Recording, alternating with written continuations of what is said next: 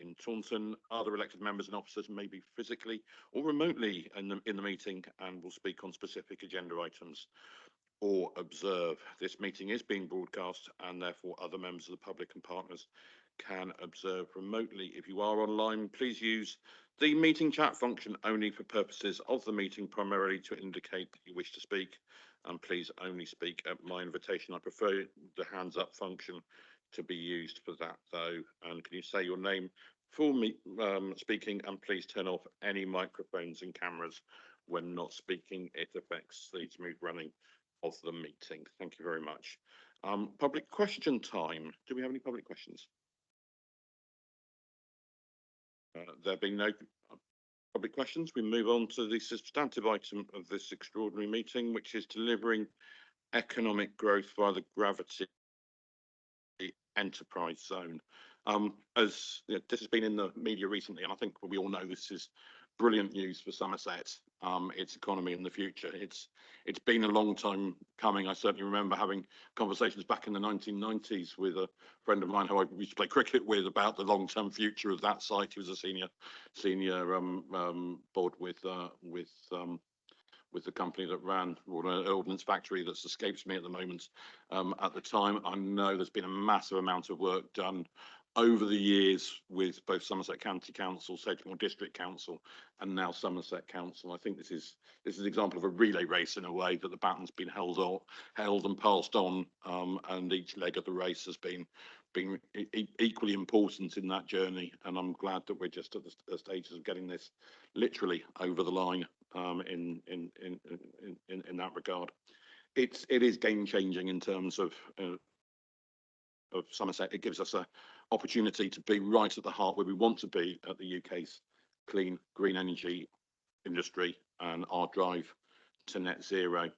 It will bring 4,000 highly skilled, well-paid jobs and a huge £4 billion investment into our economy, and that links up really well with what we're doing with Hinkley and with Leonardo and other companies in that high value engineering sector, to be able to bring a vibrant, prosperous economy here to Somerset. The paper is under Councillor Ros Wyke's name, so I'm going to hand over to her, and then she will hand over to the officers for presentation. Councillor Wyke. Thank you very much indeed, Leader. Yes, this is absolutely fantastic news for Somerset. This investment, a commitment of £4 billion into our economy over the next few years, and the impact it will have in terms of the supply chain and the wider environment, including the impact of improving and putting additional investment into the skills agenda right across Somerset.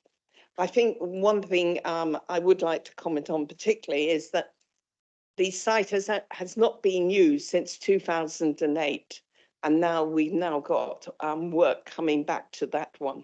And I think it's actually to the site, and I think it's actually indicative of something which I think central government misses on occasions, and that is the role of local government in identifying issues, challenges, brownfield sites, whatever you would like to call them, and actually coming up with the commercial partners creative and imaginative ways of using land and providing opportunities for the local economy.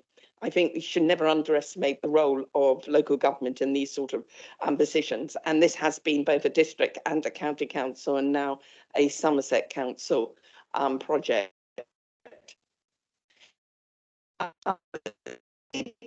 We're going to get on and move fairly quickly, and this is the first of several papers which are going to come to the council. This initial one is to recognise that we need to create a gravity locality investment plan, and this investment plan is going to be investing not only in the site but in the skills training and indeed our staff here at the council. We're going to recognise that this investment plan is the forerunner to some serious investment by the council, and this will come back with further papers to full council to amend our council's capital strategy and treasury management in due course. It also delegates to our 151 officer and executive director to negotiate something which I think is for the future and probably for many years ahead. And that is, this is an enterprise zone we're talking about, and we are negotiating an extended 10 years where all business rates will come back to the local authorities. So it will run to 2052. That's probably beyond some of our lifetimes, but it's a real legacy for the future for the community. We also need to agree, because there's going to be a significant change over the next few months as we move this forward, and we need to establish a subcommittee of the executive to actually take forward with delegated authority a number of the governance issues and also decisions on a minor level in terms of this, as well as some significant ones. And finally, this is just to remind people, a enterprise zone with a LCO, a local development order, and this represents some challenges around planning and about how we agree and move things forward, including the existing 106. And therefore, we need to make sure that the advisory groups, the ones listed out in the LDO, are formed, and we understand exactly the work needed to be undertaken by our head planner to complete the governance arrangements as outlined by the LDO. You'll see that this is really a document of how we're going to turn the headlines which Bill's referred to in the press locally and nationally into something which we can own, manage and control, and actually make the very best vantage for both the local community and also, in reality, this is an investment for the whole of the UK, and we should be proud that we're actually doing it here in Somerset. I'm not going to say anything more, but I do commend people to read and digest this paper particularly well, because this lays out very clearly the journey we've been on, where we're now, and the things we're putting in place to make sure that we maximise the benefit of this investment. I will hand over to the officers, so I believe I've got a presentation. No presentation, you'll be glad to hear, but just a few words after that. But you've kind of quite fully explained it. As you say, this is kind of phase one, if you like, or the conclusion of that phase one. A really important phase, though, because it's that milestone where actually we can start going out and properly talking to. And I think that's been one of the most exciting things since the 28th, actually being able to talk to the local members. And whilst we can't give them answers, hopefully this paper aims to set out the approach, the transparent approach we'll take to doing this.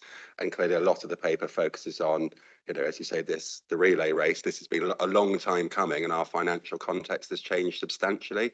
So it's trying to be really clear about how in our current financial context we are going to make this work, but without any loss of the ambition of what this can do, both for the UK, but most crucially for the entirety of Somerset. Probably the only thing to then update on is we have had a letter from the Minister for Local Government confirming he's minded to agree that 10-year extension to the enterprise zone, and we're still working with Jason and Nicola, we are still working in terms of agreeing the terms for the 55 million grant. And again, that reflects our determination to make sure in every aspect of this we're working to manage the risk for the council while still keeping our eyes on the prize from here. So I wasn't going to go through the paper in lots of detail, because I think many of you have heard it before at Scrutiny and in other forums, but I was going to leave it there. Thank you. Do we have any feedback from the Scrutiny Committee? I understand that they looked at this last week. Not seeing the Scrutiny Chair online. If you're able to just give a brief summary. Yeah, I mean, it was a positive conversation. Obviously, lots of questions, you know, I mean, and understandable questions in terms of, well, how we're going to make sure we capture the impacts for local people in terms of the workforce. Lots of questions about housing. Some questions about, well, how are we going to work with scrutiny going forward. So we are going to meet with the chairs and vice chairs of all the scrutiny, because it's such a big project that whilst we're kind of focusing this through Corporate and Resources Scrutiny Committee, we recognise that all scrutiny committees will have an interest in this. So again, reflecting that spirit of kind of wanting to be clear that we're committing to do it openly, but without wanting to kind of just, whilst being committed to want to kind of co-produce that with, be it the local community or be it with scrutiny committees, to work out how we carry on that engagement. So a positive conversation. Okay, thank you. Just looking to lead members and associate lead members, first of all, for comment or questions. Councillor Lisham. Thank you, Chair. I want to thank the officers in finance, as well as the officers in climate and place, and the chief executive, because I think the work that has gone on this project, as I've seen it, of course, since May 22, I didn't see what happened before that at Sedgemoor District Council and the County Council. I realise how many years this project has been in the making, but the understanding after May 22, when we understood that we'd be moving to one council and we knew when, and we could see the financial situation before us, I think this has been an absolute exemplar of how to work across a council led by a chief executive, but with all the directorates that are needed for something as big as this. And I also just want to touch, if I may, Chair, on the risk appetite of this council, because this is something that is really relevant. I recall you, Bill, as leader, using an expression about maximising opportunities whilst taking care of those most in need. And as you said it, I wrote it down because I thought that that encompassed absolutely everything that we need to do as a council. And I think to have got here, to have set a legal budget, to have got the scrutiny papers to published at the same time as the Agritas public announcement, I think that also explains to us how important comms is in a council, and the bigger the council, the more important it is that the comms is lined up and joined up. So I don't have a question except to say that I do completely understand the difference between being risk aware and risk averse. And I will continue to quote that we need to be maximising opportunities while we take care of those most in need, and thank every single officer, and that of course from Sedgemoor as well as from the County Council and Somerset Council. This has been a magnificent effort to get us this far. Thank you. Thank you, Liz. Heather. Thank you so much, and you're absolutely right. I agree with all the thanks, and I agree with all of the effort that's gone on, and also to keep us all informed. And I come to these things and you think, well, goodness me, I don't think I've got many questions to ask.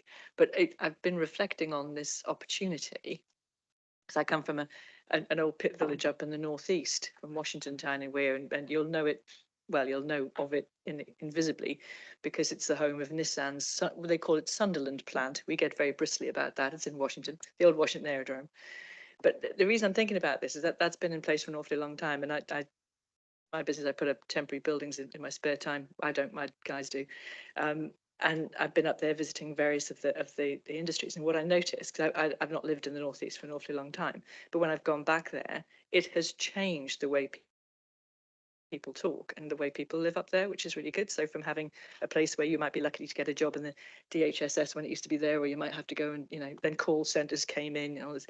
But now there's young people at school looking for and excited about apprenticeships, both in Nissan, but not just in Nissan, but also around the kind of vertical supply chain that has grown up. So once it was just one big, huge factory. Now there's 4 or 5 factories next to it. Then the old, what I used to think is the old Tube Investments.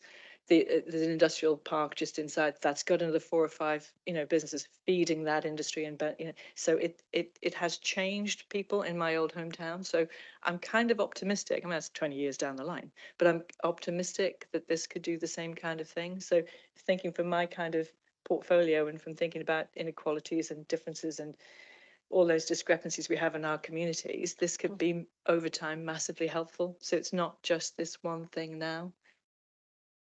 I can see the future. If it comes off the way it has there, this could be massively helpful. So I'm sorry, it's not a question, but and I know that the paper covers it. Well, the paper at this point doesn't cover it as much because this is the first part. But I'm sure as we progress, it'll be all the stuff around skills and around enabling our population to benefit from it. So yeah, so I just wanted to, I've been reflecting on it for a couple of days, couple of weeks about this, and I think it's really beneficial. Thanks, Heather. And Dixie?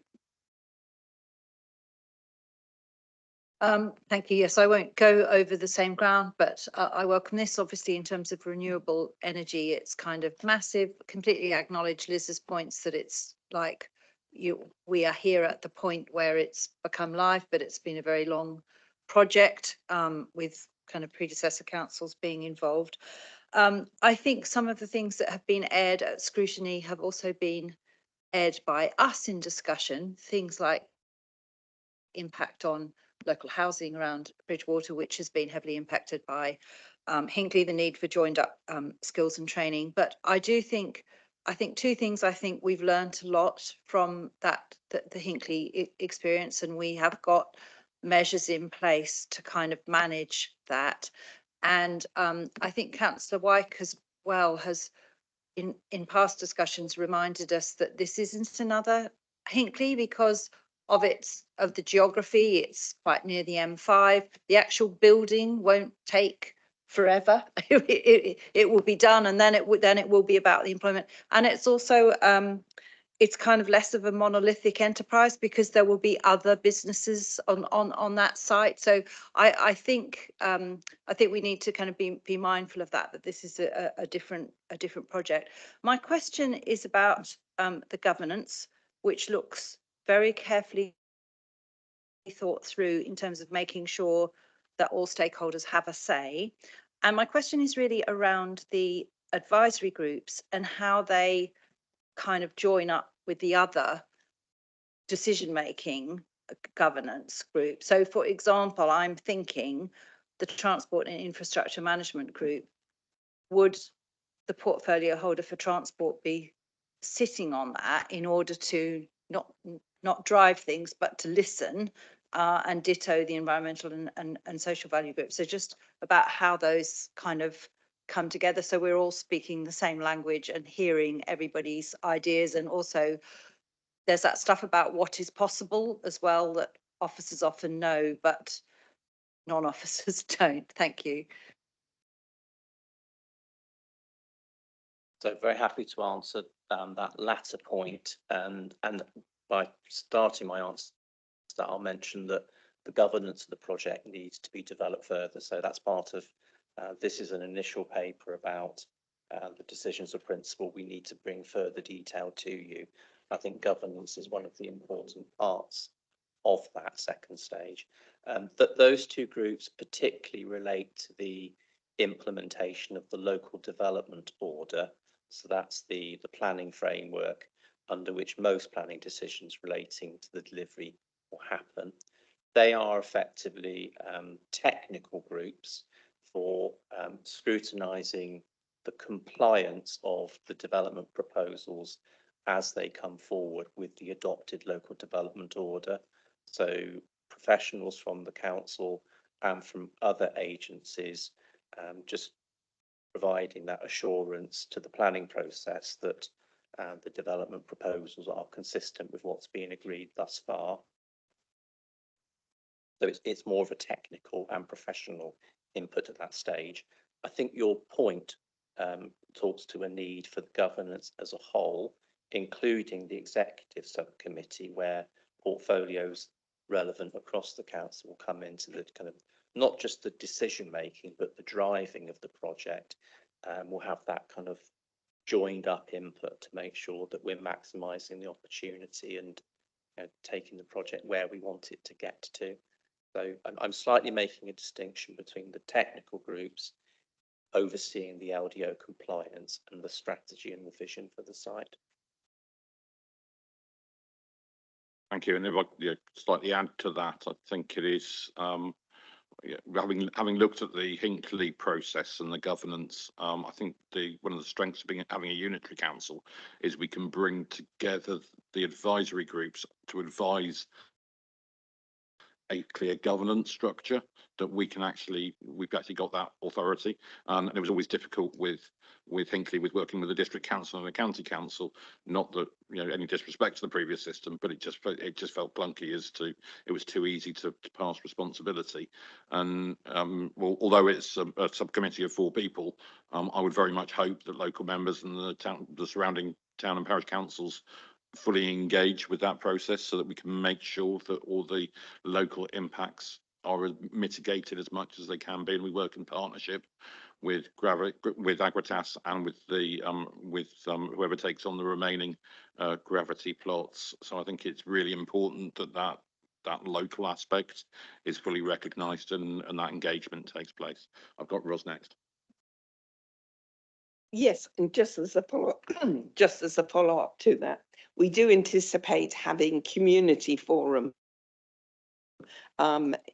probably similar but also expanded to what we have with Hinckley. So it is the wider community. It's not just councillors, and we will also have councillors generally involved. It's all this needs to be played out in terms of the papers, which will come to both this executive subcommittee and indeed full council. So there is that. And of course, any executive subcommittee is in the public domain. It can have as many people attending as they wish, and that's going to be the driver for the next few months. And then if necessarily, we'll look again at governance. This is not fixed in stone. This is just to get the project moving. What I wanted to mention was on page 14 of the report, 5.1. This very clearly links this project to the council plan and the medium-term financial plan. We're looking at a greener, more sustainable Somerset and the creation of a clean manufacturing campus with an investment in EV batteries playing a significant role to help both local and national carbon targets, I think is really important. And flourishing and resilient. And I think having any new employer coming into the area will bring supply chain companies. We already have had other organisations looking at both the area within the land purchased by Agritas, but also the wider LDO. And indeed, I suspect in the months and years to come, this part of Somerset will see even more and attract real inward investment. It mentions fairer and ambitious, and I think we're all very aware of that goal. We do have average earnings in Somerset below the national average, and this will hopefully bring up salaries, and that will make a big difference. And also not only the obvious things around developing skills and abilities within the local population and ambitions, but also to address the wider question of what do we do in Somerset to actually drive up the numbers of people not only employed, but employed in high value jobs. And finally, probably totally self-evident, but really important to recognise that as a healthy and caring Somerset, this gravity locality investment plan will bring active travel. And you all know me about talking about active travel, but the health and well-being benefits are obvious both to the workforce and to the wider community. We have more than a good reason now in terms of volume to actually build some yet more good multi-user paths across the county to move people around. And this will help both with the site itself, but also the wider supply chain. So this is a project meeting our ambitions as a council in many different ways, and I would like to commend it to everyone. Thank you, Ross. I've got Theo next. Thank you very much. I don't have a huge amount to add, but I'm going to do it anyway, because I just couldn't allow such sort of momentous occasion to pass without saying something. I was reflecting on a slightly different political career I had some years ago when I was standing for Parliament in Bridgewater. Most people have forgotten that. And I've managed to find I've managed to find one of my 3 pledges from the 2010 election, which was I will work with local councils and local businesses to do what I can to attract more jobs and investment into Bridgewater, securing our place as a sustainable, low carbon economy of the future. Now, I'm not going to claim any credit for what's happened. People have been working on it for a year. I'm not claiming any credit, but I mean, I'm just absolutely delighted to see this sort of employment coming to the area at last.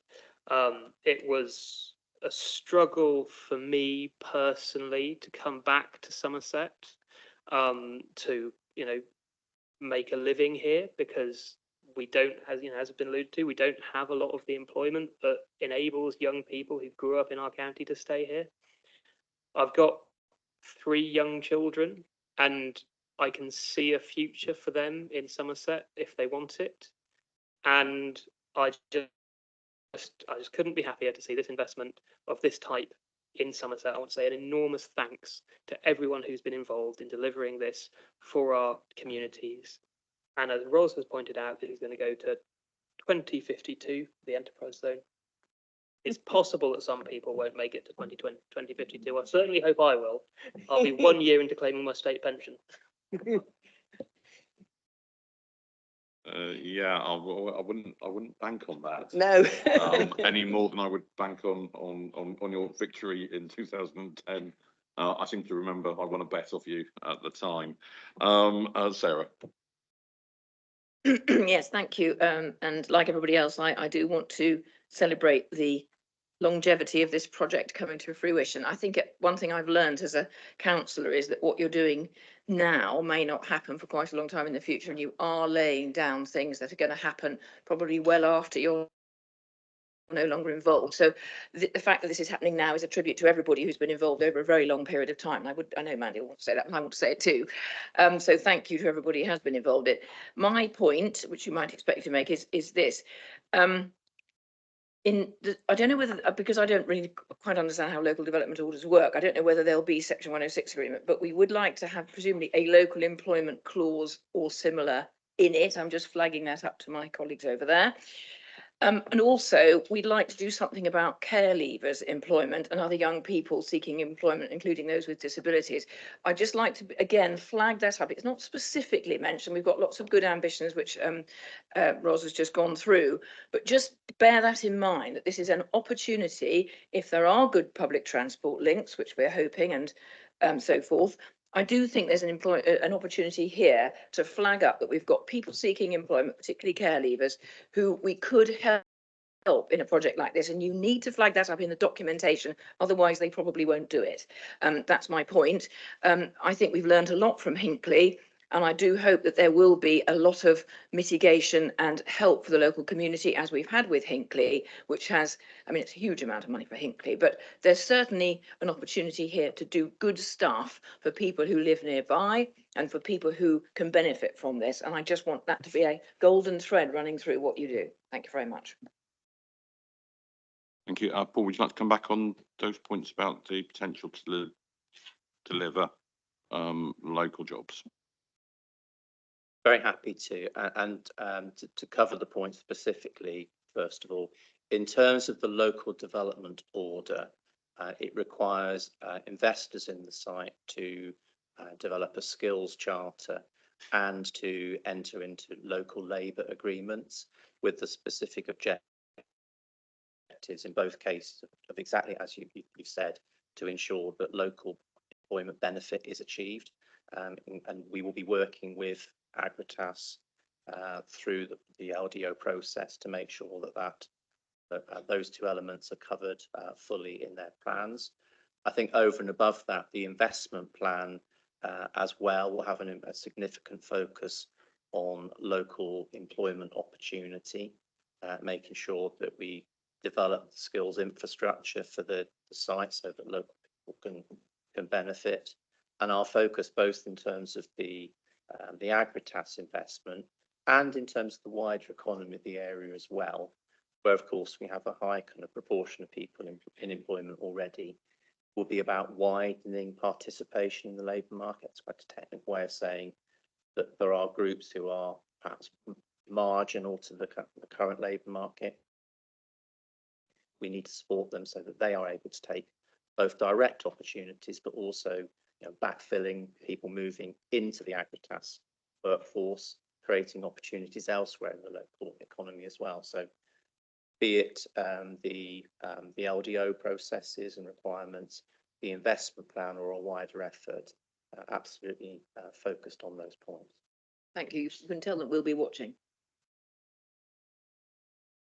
Thanks, Sarah, and yeah, I like that eagle-eyed approach. Thank you. I've got Dave Wone online.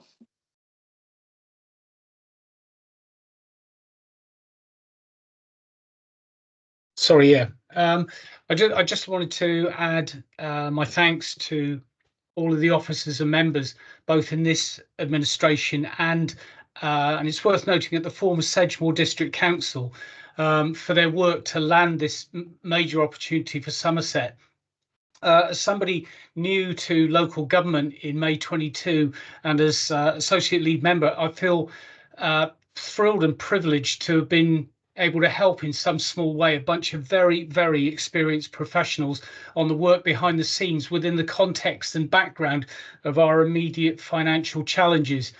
I recall sweating at a very high level meeting in Bridgewater back in June 2022, sat next to the former chief executive, Pat Flaherty, who had the bandwidth to not only deal with a very high bunch of very high level lawyers and directors, but also to talk me through the meeting as somebody who was then very wet behind the ears and maybe still is now. But Gravity promises to be a game changer for Somerset on every level. It will drive up high value skills, supply chain opportunities. It will bring people to Somerset. I could go on all morning about the opportunities that it could create. But it has been right from securing the enterprise zone status to where it is now going. And as Liz Leichon mentioned earlier, an absolute masterclass in how to balance risk versus opportunity. And despite the incredible level of commercial sensitivity, the officers and members involved in this managed to do all of the due diligence and the high level negotiations, all of whom managing risk and reward at an incredible level while keeping everyone at council and the public informed and where possible involved. So yes, I commend this project. And when can we start? I'm assuming that question was rhetorical, but I understand. Sort I of. understand that piling work is imminent. I've got 2 more league members indicated to speak, and then I'll go to other members, and I will go to Jill Slocum first, and there are other members, just because she's looming on the screen in front of me, and it would be hard to say no. Richard next. Thank you, and just congratulations on getting to the point that we are at the moment. It's an incredible piece of work. I would like to point out that however big the amount of work that has gone on to get us to this point will be completely trumped by the amount of work moving forward, so that we can, actually deliver all the points that Ros has pointed out. And in particular, from my point of view, this is sort of strategic infrastructure around the site, so that, because that's a massive importance to the area, and I just keep your eye on the ball is all I can say, and well done. Thank you, Richard. I think that was very succinct and very absolute. I've got Dixie and Ros still to come. To Dixie. Yeah, just a quick one. Some time ago, the government announced for enterprise zones a kind of a proposal to kind of relax kind of environmental regulations as a way of kind of generating development. And I know my mailbox was very full with people expressing concern about that in relation to Gravity. And I think if I remember rightly, Bill, I was told that actually all of those assessments had been done and that there was no relaxation of the rules. I think this might be a good time to get clarification, particularly for anyone who's listening in and is concerned about that. Just on that one, I do recall the period you talked about. it was in the early stages of the government's development of investment zones as a policy, and there was talk around environmental standards being relaxed.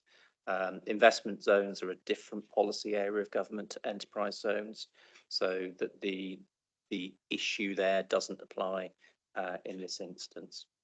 And indeed, the LDO provides the adopted policy framework. So both in terms of our local policies and the designation itself, the concerns that you have don't apply to the site. Thank you. And Ros. I was just going to pick up on Sarah's question regarding the 106. In an enterprise zone, and my understanding, when it became an enterprise zone, the 106 was in essence agreed then. So what goes on internally has already been considered.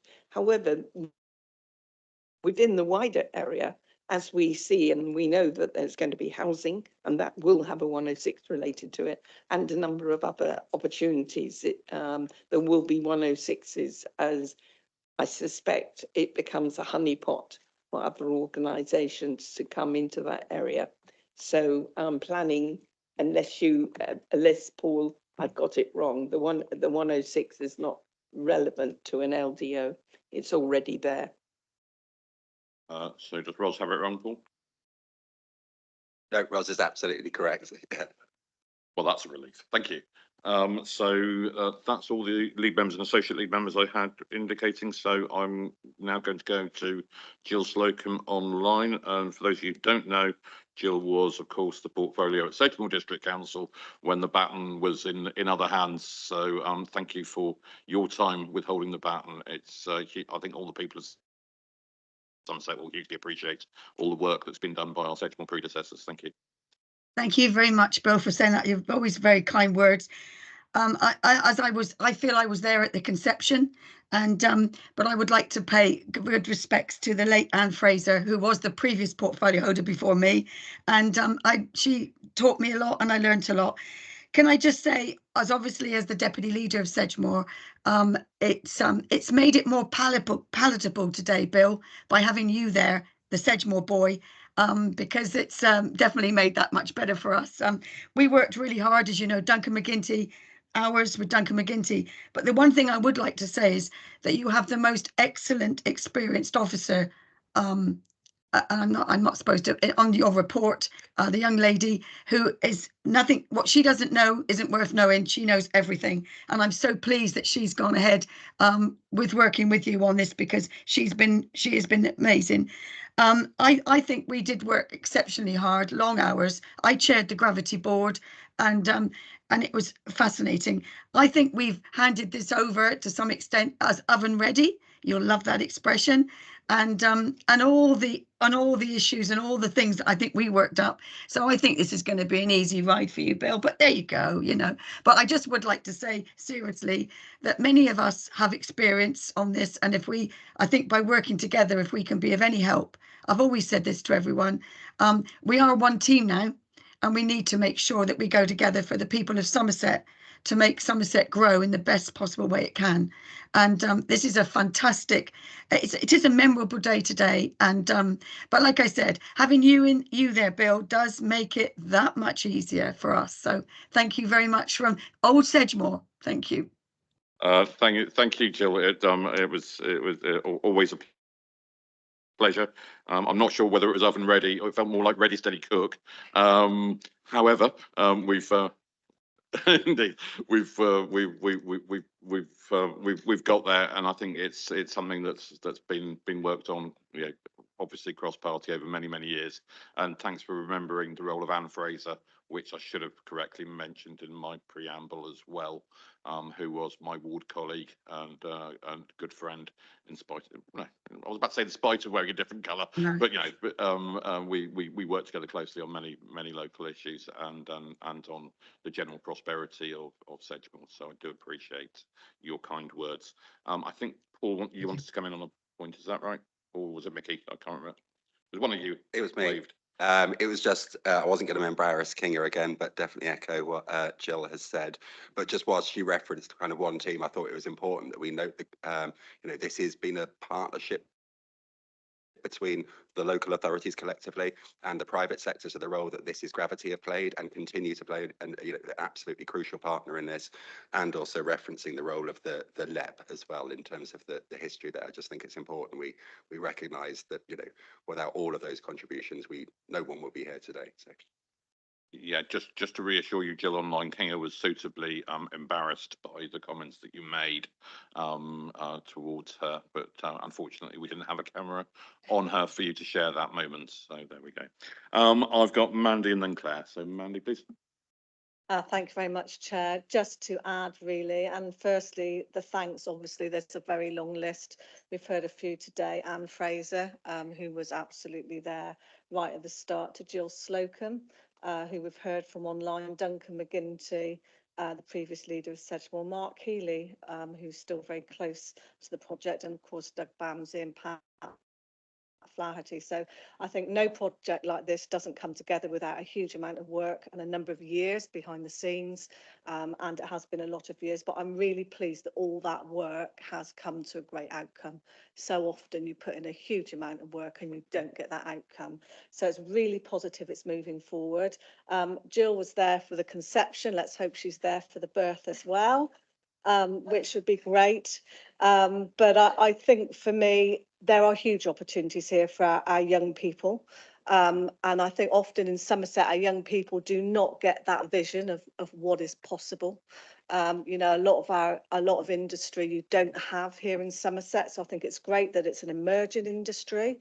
I heard a statistic a few years ago that I think 60% of the jobs that our teenagers will hold later in life are not even invented yet. And so for me, this will be having emerging opportunities, emerging jobs, and Somerset can be at the fore, and I think that's really welcome. But it's not only that, it's welcoming some new families to Somerset. There will be jobs and roles that will bring new people to Somerset, and I welcome that as well. And I hope within that, partners and families, we might be welcoming new social workers, doctors, teachers. So I think it's that whole churn in the employment market that's really exciting locally. So I absolutely welcome it, and also for Agritas for having the confidence in Somerset to deliver. And that's been, again, a huge piece of work, and I am sure Somerset will deliver and deliver well for them, and I welcome that. Just a couple of technical questions just to finish, as you'd expect from me. We've seen in the paper today that there are a few risks here, and there's certainly an amount of borrowing that will be needed. I welcome the risks being laid out clearly in the paper. So just the questions around, I know that we'll need a new capital programme to run through and a treasury management to run through. I sort of expected to see them here today because I'd expect them to flow through here to full council. So my question is, I guess, is when will that agreement to the borrowing and to that headroom in the borrowing that we need to see, when will those policies come through, and actually will they come through executive and then flow on to full council? And also the last question is, how comfortable are our finance officers that we do have the headroom as an authority to take on what is, at the end of the day, a large borrowing, but a Somerset commitment to the project? Thank you, Chair. Mickey's going to take that one first, I think. Yeah, so I'll do the first part and then pass to Nikki with your permission to do the second part, because I want to speak on finance's behalf, but they have been, as was referenced by Councillor Lation, they have been involved throughout. So yeah, I think I refer to this as phase one. The decisions you're talking about are very explicitly phase two, and I think the paper tries to outline there are almost three things we need in place, which we're working on, but are not in complete control of the timing. So that is the kind of the full agreement from government to that £55 million borrowing, which covers, £55 million non-repayable grant, which covers our borrowing costs, the revenue costs on things associated with skills training, supply chain, etc., and also the internal staff costs to make sure we can be clear that this is cost neutral to the council in the short term whilst achieving those long-term benefits. So that's one of the things we're dependent on. The second thing is the 10-year extension to the enterprise zone, which I updated on earlier. And the third thing is at a high level being clear on the investment plan and how how we'll manage that to manage the risks. So those three things need to be in place. Once those are in place, we'll progress that through the same sequence of scrutiny, executive, and then on to full council. So I can't give you a exact timetable because not all of those things are in our control, but as soon as possible, and we'll keep members updated as we progress through that. I think Liz is going to go next, all right? I just wanted to raise something that I could recall mentioning at the budget setting full council, which is about the government's consultation on capital strategy. So we've got our commitment that was part of the amendment that we would review the capital strategy by mid-year. We're waiting for the results of the government consultation, and we need to tie that in with the dates that are needed here for this project. So I think that's work in progress. Happy to go over to Nicola if she can give us more. Yes, sorry, just to answer the question there, just that we will have to take it back to have a look at our borrowing limits there. What we're doing at the moment is working very closely around that agreement that's in place around the timing, because the grant is going to come in and hopefully reduce the amount of borrowing, and we're looking at all of the timing of that to minimise the risk for the council. So I think that's the things we're working through at the moment, and that final funding agreement that's going out to then put all of that in place, and that will follow through in the documents that Mickey mentioned there about the changes that will come be needed. Thank you. Just to say, you know, we fully acknowledge we might need another sort of full council meeting, possibly popped in so that our timelines can work with the rest of the project. Just the plea, as always, if we can get it in the diaries as early as we can, it just helps councillors to attend. Thank you. Yeah, no, we'll make sure that when we know, everyone knows. I think is the message. The journey to this point hasn't been completely smooth. I will say. Yeah, it's been an on-off thing over the last year or so. Really great, really fantastic that we got it over the line. And if we do need to put in an extra governance with an extra full council, then I look forward to the cooperation of all parties to facilitate that to happen. Claire. Thank you. I want to recognise the work with those in the room, the exec team and the officers.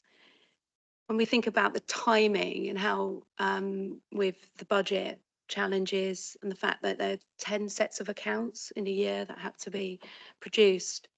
And I think it is about delivering is what's important. We've heard a lot about credit being passed around, but it's you that's delivered this for Somerset. And on that note of delivering, I wanted to just ask a question around specifics or when we can get specifics around KPIs, around the measures of delivering the 106 agreements, particularly and most importantly around the vision and the local first agenda. Because yes, this is great for Somerset, it's great for the region, and it's great for the UK. But I believe the key to the success of this project is how great it makes Bridgewater constituency, and how that builds up for the rest, centre first, and then around the areas. So you've talked about governance and things like that will be coming. So I'd be really keen to learn about those KPIs. And when will we be able to know when you're going to set that around the agenda, the local first agenda? Thank you. Thanks, Claire. Paul, I think, is going to take that one.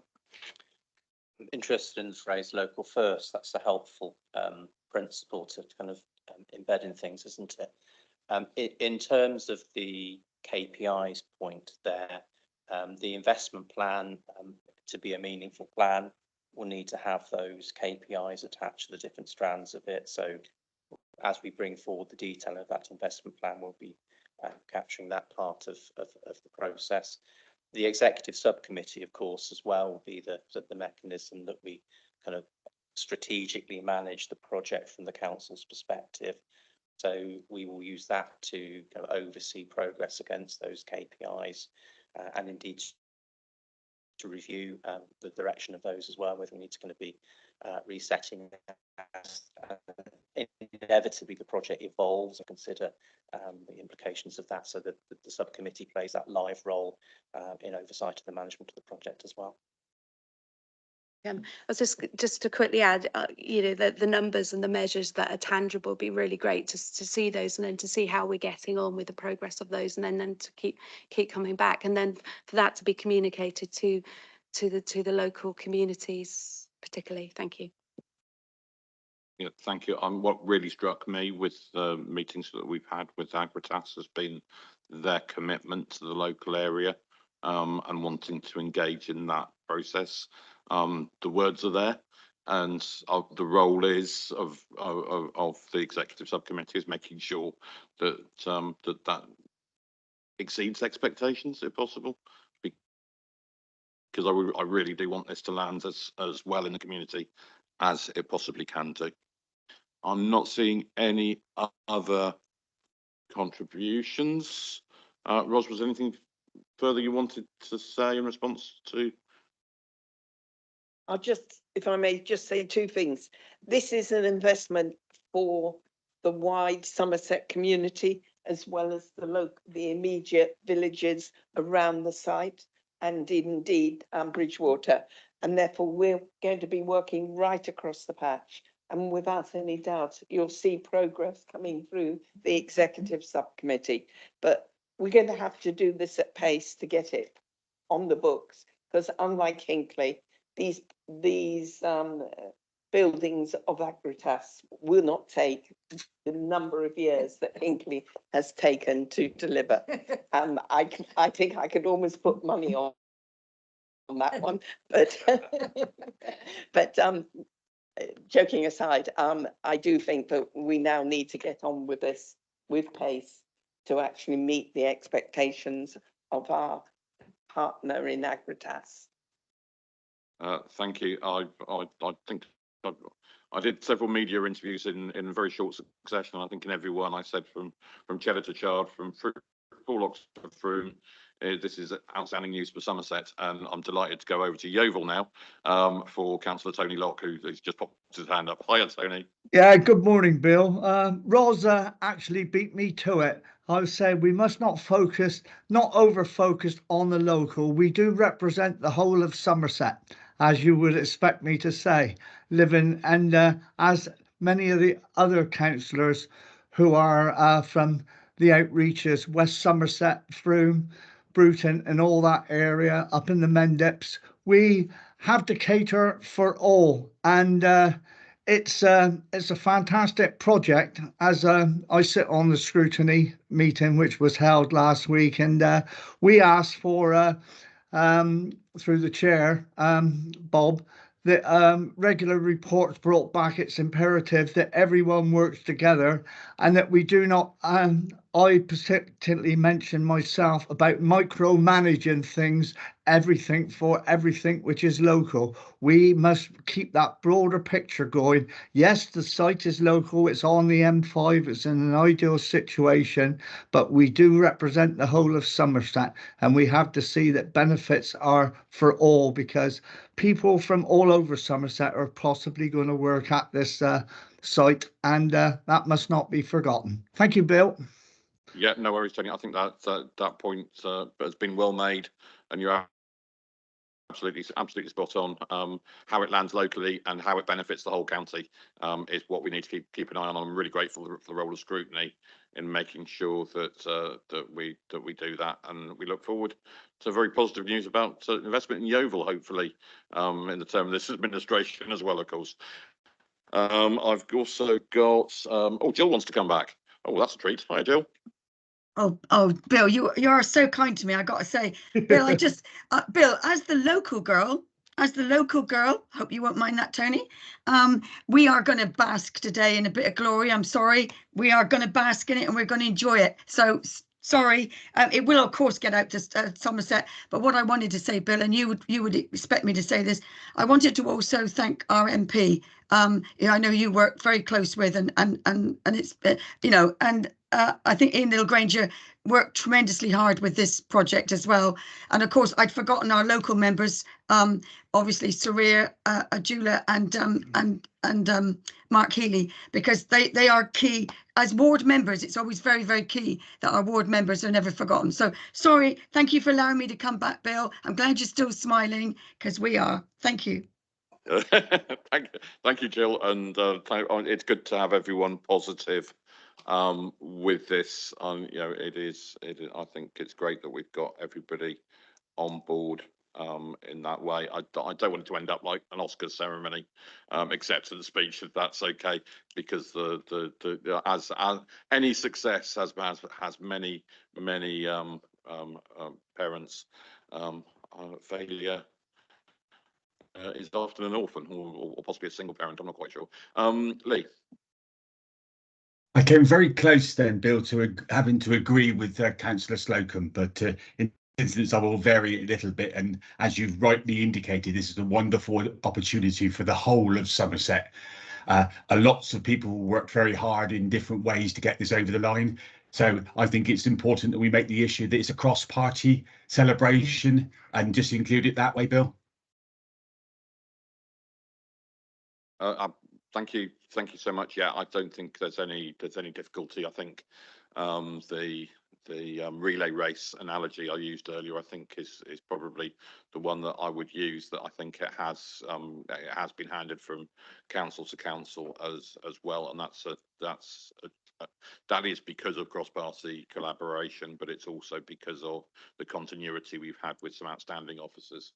And I think we do need to recognise the huge amount of work that Mickey, Paul, Kingo and all the team have put into making sure that we land this. It's been a huge thing for Somerset, and we need to make sure that it sits as lightly as possible in the local community, but also the benefit extends all the way across the county in terms of how our economy flourishes and prospers in the future. So I've got no other hands, so I'll just move on to the recommendations. They are published as is. It is one whole side of A4, so I don't expect to read it verbatim. But we welcome the progress at the Gravity Enterprise Zone. We endorse the principle of the locality investment plan. We note the ongoing work with finalising the investment plan. We delegate authority to the Executive Director for Climate and Place in consultation with the Section 151 officer to complete the negotiations to extend the enterprise zone. We agree the governance arrangements for a Gravity Enterprise Zone Executive Subcommittee, and we approve the establishment of the local advisory groups required by the Gravity Local Development Order. I'm happy to. I missed out on B. We've also got the council's proposed approach to financing it and mitigating the risks associated with this scale of investment, as set out in paragraphs 6.1 to 6.9.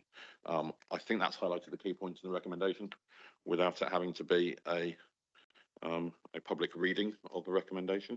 Can I see a proposer, please? I'm happy to second that. All those in favour, please. All those against? That's clearly carried. Can I just thank colleagues and for such a positive meeting, and huge thanks to everybody at all points in its genesis for its success. I'm not sure about the metaphor of conception. I think I'm not going to use that one in future. However, I think we all appreciate that this has been a long journey, and we have completed the first phase. But let's not forget Richard's very wise words that this is the start of a lot of hard work. It's the end. It might be. Well, this almost sounds Churchillian being the end of the beginning, doesn't it? I'll try not to go down that route, but I think we need to recognise that there is now going to be a huge amount that we have to do to land this successfully for the benefit of every resident in Somerset. So thank you so much, everybody. And just to note that our next executive meeting is scheduled for the 8th of April 2024, again here in the John Meikle Room in Dean House, Taunton, and finish the meeting about 13 minutes early for once. And thank you so much, everyone, for either attending online or being in the room.